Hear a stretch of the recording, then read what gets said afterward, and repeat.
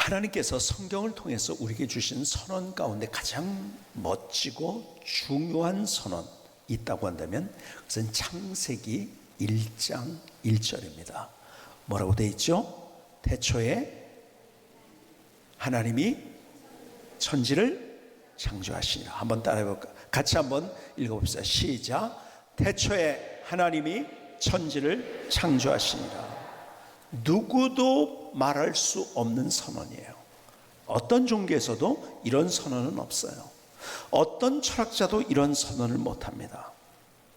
여러분, 너무 기가 막힌 선언입니다. 성경은 우리에게 하나님이 우리를 사랑하셔서 십자가를 통해서 우리를 구원하신다는 그러한 말로 시작하지 않습니다. 성경의 첫 번째 선언은 태초에 하나님이 천지를 창조하시니라. 그래서 중요한 거예요.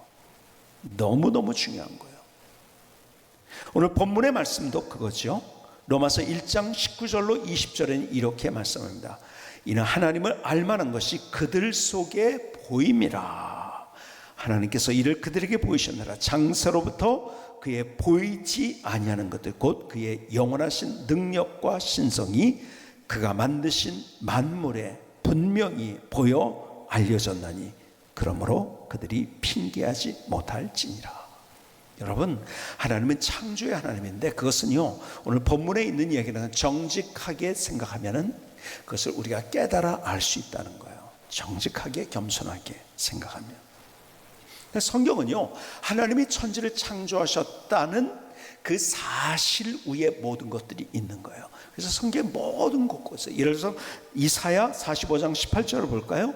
이렇게 말씀합니다. 대저 여호와께서 이같이 말씀하시되 하늘을 창조하신 이 그는 하나님이시니 그가 땅을 지으시고 그것을 만드셨으며 그것을 견고하게 하시되 혼돈하게 창조하지 아니하시고 사람이 거주하게 그것들을 지으셨나니 나는 여호와라 나 외에 다른 이가 없느니라. 자, 혼돈하게 창조하시가 아니고 거주하게 지으셨다는 것. 너무 기가 막혀요. 여러분, 우리가 사는 지구만 해도요 얼마나 대단한지 아십니까? 하나님의 창조의 섭리가. 공기 중에 산소가 6%만 떨어지면, 여러분, 전체 산소에서 퍼센테이지가 6% 떨어지면 우리는요 질식해서 다 죽습니다. 반대로 산소의 농도가 4%가 되면 어떻게 되는지 아십니까? 지구는 불덩이가 됩니다. 모든 것들이 다 탑니다. 이거 기가 막힌 거예요. 가장 적절하게 오늘 본문의 말씀, 혼돈하게 아니고 거주하게 하나님께서 창조하신 거예요. 여러분, 지구가요 태양과 2%만 가까워도 어떻게 되냐면 너무 뜨거워지는 거예요, 지구가. 그래서 물 자체가 존재하지 않습니다. 기가 막히죠? 여러분, 지구가요 23.5도가 기울어졌어요. 그렇죠? 그 과학 시간에 다 배운 거예요. 그렇죠?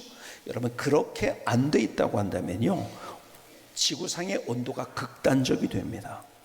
근데 이것이 골고루 이 23.5도가 돼 있어 가지고 태양을 중심으로 해서 이게 잘 모든 것들이 고른 온도가 될 수 있도록, 야, 이거 얼마나 기가 막힌 거예요.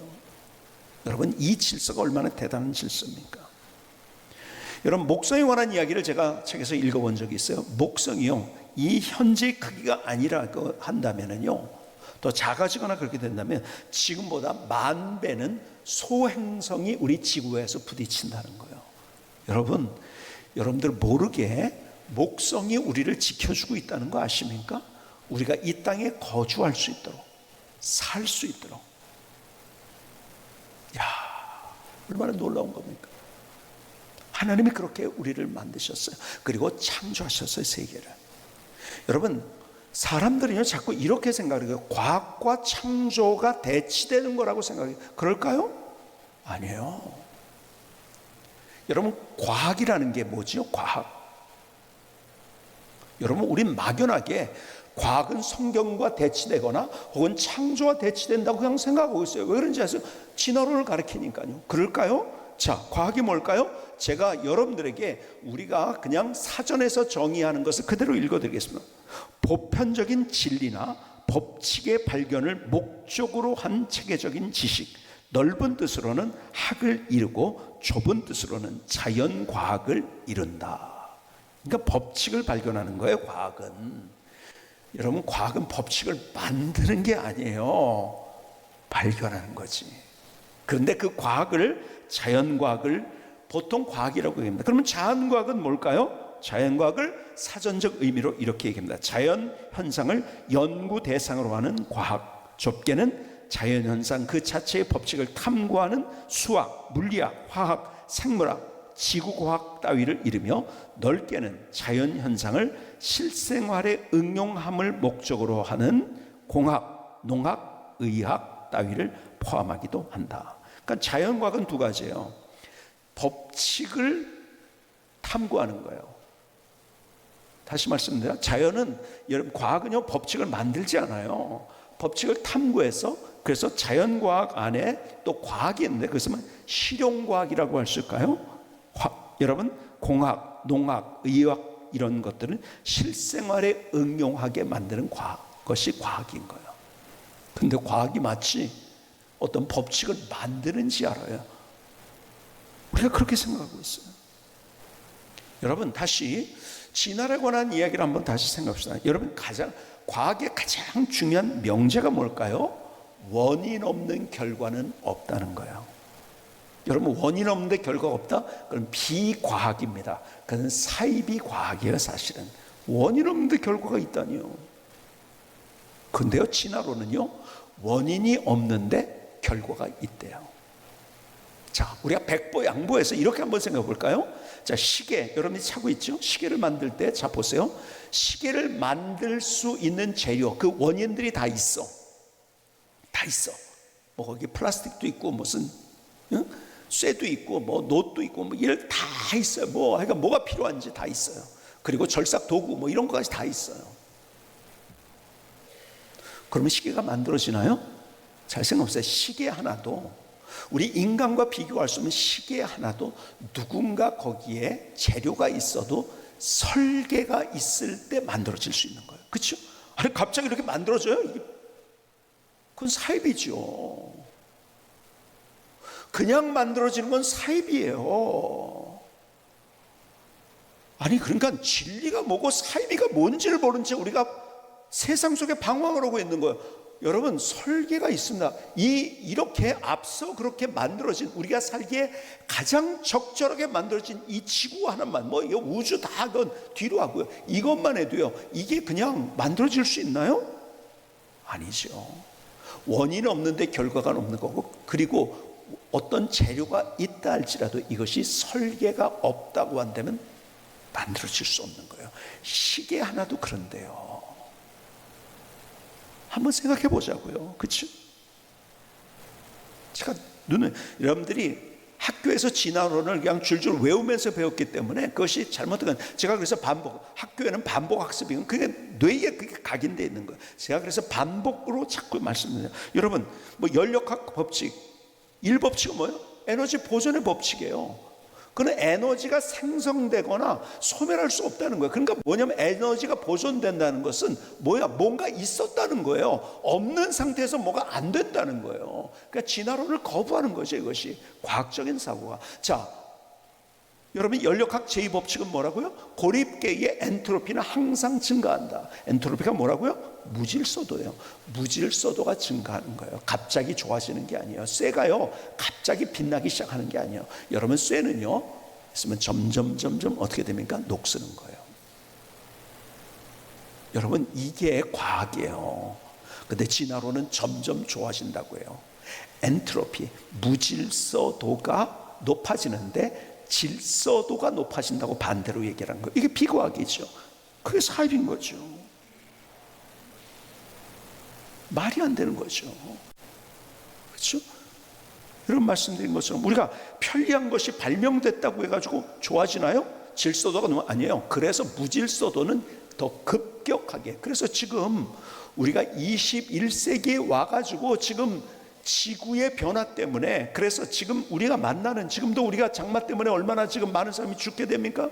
여러분, 이러한 날씨 같은 이 모든 것들까지도 지금 우리가 제어할 수 없는, 그래서 거주 불능지구가 되고요. 왜요? 우리가 더 망가뜨리니까요. 그냥 가만히 있어도 망가지는데요, 우리가 편리한 거, 우리 똑똑하고 잘났다고 해가지고 편리한 것 만들다가 지금 지구는 더 급속도로 엔트로피, 무질서도가 아주 극상승하고 있는 거예요. 오늘 본문의 얘기가 참 재미있어요. 로마서 1장 21절을 볼까요? 로마서 1장 21절에 이렇게 말씀합니다. 하나님을 알되 하나님을 영화롭게도 아니하며 감사하지도 아니하고 오히려 그 생각이 허망해지며 미련한 마음이 어두워졌나니 스스로 지혜 있다 하나 어리석게 되어 썩어지지 아니하는 하나님의 영광을 썩어질 사람과 새와 짐승과 기어다니는 동물 모양의 우상으로 바꾸었느니라.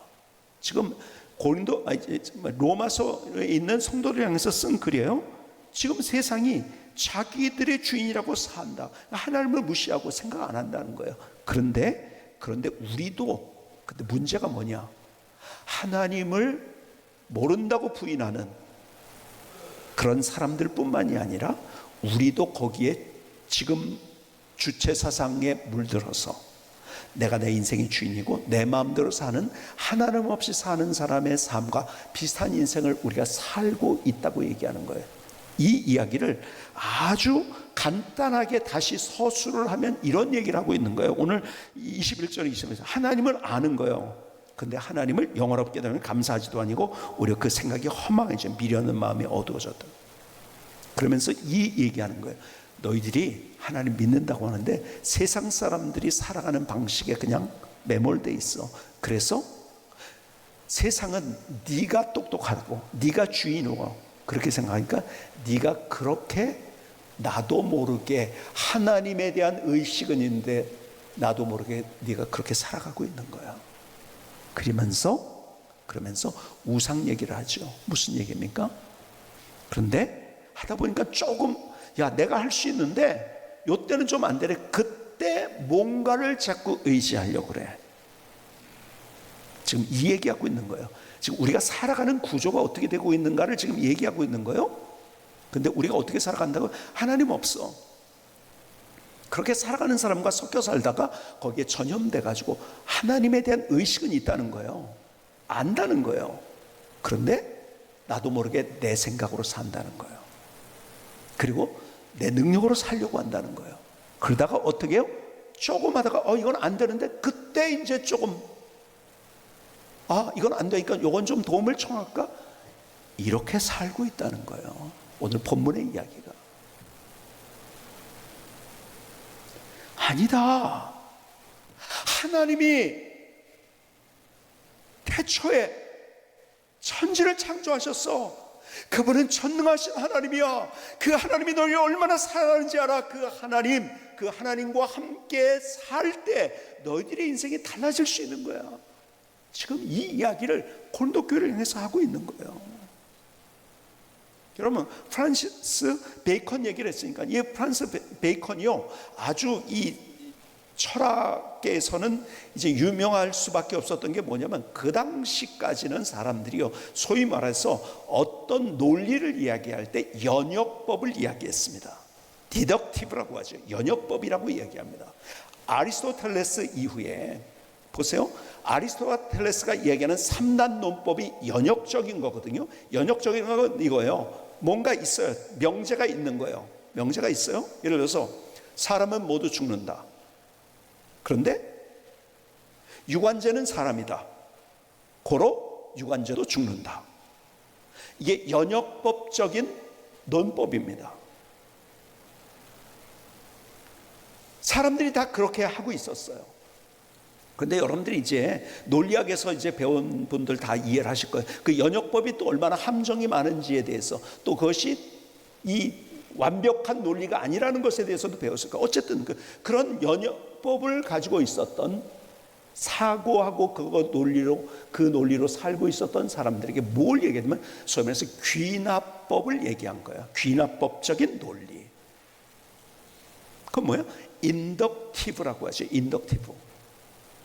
그러니까 귀납적이라는 건 뭐냐면요, 실험해보고 경험해보고 다 여러 번 해보니까 그 다음에 이게 맞다 이거예요.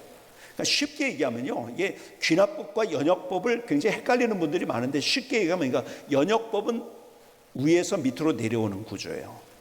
귀납법은 아래에서 위로 올라가는 구조예요. 다 해보니까 이게 맞아. 근데 연역법은 이게 있는데 그래서 이렇게 된다. 이렇게 되는 거예요. 자, 그런데요, 그렇다면 또 귀납법이 맞을까요? 버트란드 러셀이 있는 사람 좀 이상한 사람이지만 한마디 맞는 얘기는 했어요. 그 귀납법이 얼마나 잘못된 것인가를 이렇게 설명을 했어요. 칠면조 얘기를 하면서 설명을 합니다. 칠면조가 있는데요, 아침마다 주인이 모이를 주기 위해서 먹이를 주는 거죠. 그래서 아침마다 옵니다. 칠면조는 알죠, 이제? 계속해서 저기 주인이 있는데 주인은 나한테 먹이를 줘. 내가 그래서 살아. 계속 반복이 됩니다. 계속 반복. 그러면 어떤 것이 칠면조에게 입력이 됐을까요? 뭐 다른 개도 그렇고 다른 동물들도 그렇겠죠. 뭐가 있을까? 주인은 나에게 먹이를 줘서 살리는 사람. 그렇게 이제 그게 이제 계속 경험해보고 자기 나름대로 실험해보니까 그게 딱 이제 명제가 만들어져요. 주인은 나를 살리는 사람. 그런데 어느 날 주인이 왔어요. 그러더니 모이를 가지고 오지 않았어요. 그러더니 잡아 꺼내는 거예요.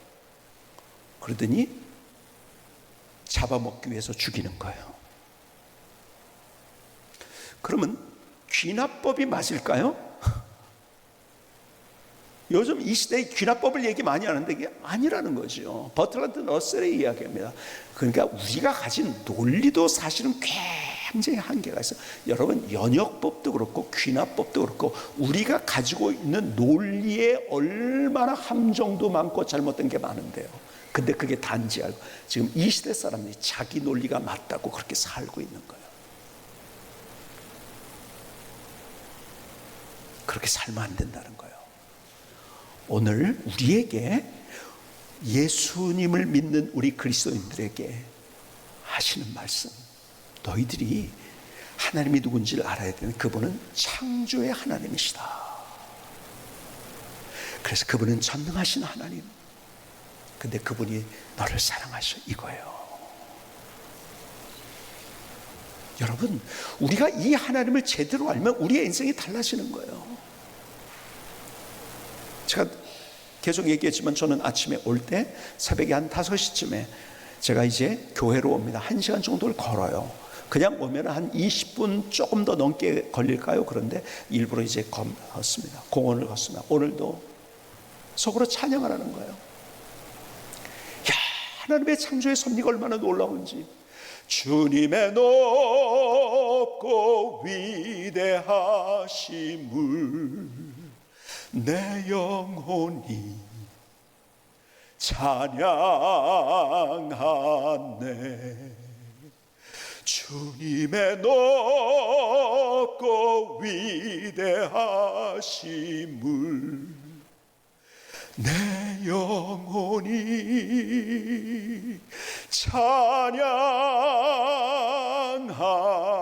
찬양하네.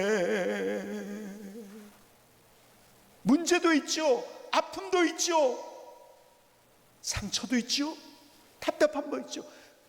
그 창조의 하나님을 바라보며 나아갈 때 하나님께서 내게 얼마나 감격을 주시는지요.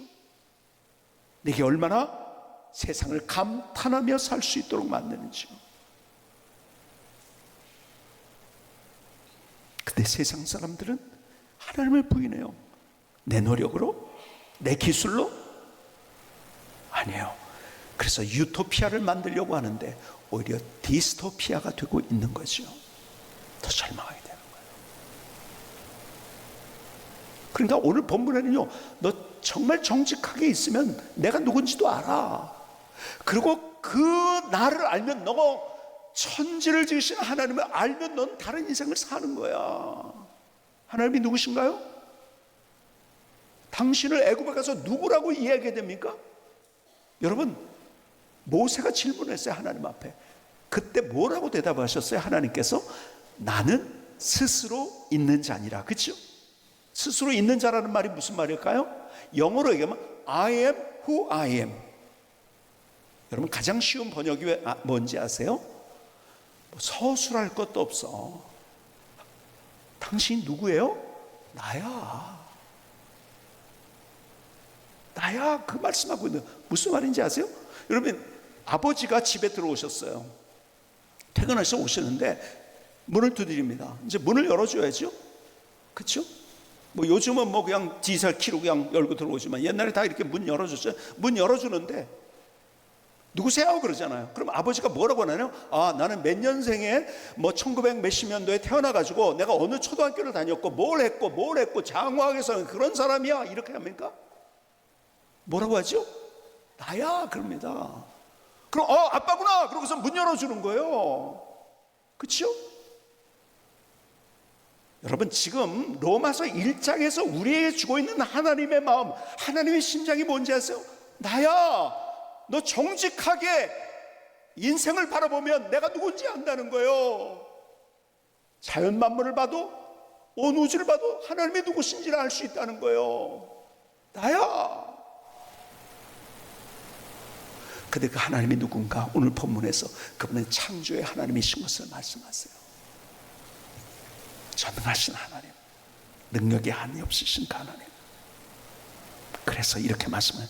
여호와께서 너를 지켜 모든 환난을 면하게 하신다. 환난을 면하게 하신다는 말이 뭘까요? 우리는 인생의 문제 경험한다는 거예요. 저도 그래요. 저도 아직 풀리지 않은 숙제들도 많이 있어요. 제 인생에서.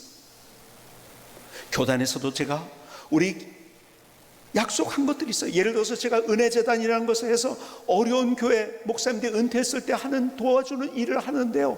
약속은 했지만요. 그거요. 여러분 제가 포장 못해요. 자작할 때가 많아요. 근데 확신해요. 나 안 돼요. 근데 하나님이 함께. 여러분 그거 하다가 내가 하려니까요. 자작해다 이거 어떡하지. 근데 하나님 앞에 맡기는 순간 아무것도 아니더라고요. 근데요 도울 자들이 붙여주시다고 또. 야 이것 때문에 나 이거 막 이거요 그냥 뭐 1, 2억이 아니에요. 그 전체를 하려면은요 몇백억이 돼야 되는 건데 그걸 제가 어떻게 합니까? 안 돼요. 여러분 저도 아직 막힌 것도 말고 풀지 못한 숙제들도 많아요. 근데 그 전능하신 하나님, 창조의 하나님을 바라보니까 그분이 나를 사랑하시면서 나와 함께 하셔서 환난을 면케 하시고 내가 지켜줄 것이다 말씀하시는 거예요. 우리가 외로울 때도 있죠. 답답할 때도 있죠. 내가 계획을 했는데 이거는 도저히 안 될 것 같은 그런 상황들도 있죠. 문제도 있죠. 주변에 손가락질도 있죠. 배반도 있죠. 비바람을 만납니다. 파도와 풍랑을 만납니다. 눈보라 같은 것이 세차게 내리칩니다. 사막의 홀로성 같은 외로움 가운데 어쩔 줄 몰라 합니다. 근데 주님께서는 내가 누군지 알아? 나는 온 세상을 창조하신 창조주, 전능하신 하나님. 너 조금만 생각한 거 알아. 나야. 우리 곁에서 그렇게 문을 두드리고 계신 주님. 그래서 세상 사람들처럼 내 노력이 아니고, 그리고 세상 사람들과 같이 살아가다 한번 삐끗하면서 이때는 하나님이 도와주셔야 되는데 이것이 아니라 그분과 함께 걷고 그분과 함께 호흡하며 그분과 함께 손을 잡고 나의 길을 걸어갈 수 있다고 한다면, 오늘 본문에 여호와께서 너를 지켜 모든 환난을 면케 하시고 또 내 영혼을 지키시로다. 여호와께서 너의 출입을 지금부터 영원까지 지키시로다. 어려울 때 한번 삐끔이 아니라 그분께 삶을 맡기면서, 그게 믿음이에요. 호흡 속에서, 우리의 발자국 속에서 창조의 하나님을 바라보며 내가 산에가 눈을 들이라 나의 도움이 어디서 올까? 나의 도움은 천지를 지으신 여호와께서로다. 이 고백이 우리의 고백이 되었으며, 그래서 저는 정말 놀라운 하나님의 역사를 경험했어요. 제가 경험한 그 하나님이 또 여러분들의 하나님이 될 수 있기를 주님의 이름으로 축복합니다.